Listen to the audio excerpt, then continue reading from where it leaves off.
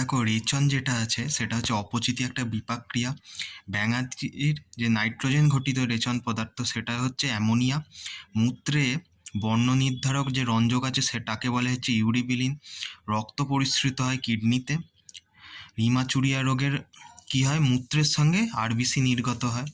Glucosuria রোগে কি হয়, মূত্রের সঙ্গে গ্লুকোজ নির্গত হয়। কিটোনুরিয়া রোগে কি হয়, মূত্রের সঙ্গে কিটোন বডি নির্গত হয়। হেনরির লুপের এবার কি কাজ, কোশ্চেন আসতে পারে। এটা হচ্ছে জলের শোষণে গুরুত্বপূর্ণ ভূমিকা পালন করে। বৃক্কের আবরণীকে বলে পেরিটোনিয়াম। মূত্রের যে পিএইচ মাত্রা সেটা থাকে 4.6 থেকে 8।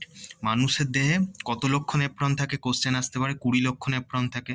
বৃক্কের দৈর্ঘ্য হচ্ছে 11 থেকে 14 সেন্টিমিটার, আর প্রস্থ হচ্ছে 5 থেকে 6 সেন্টিমিটার।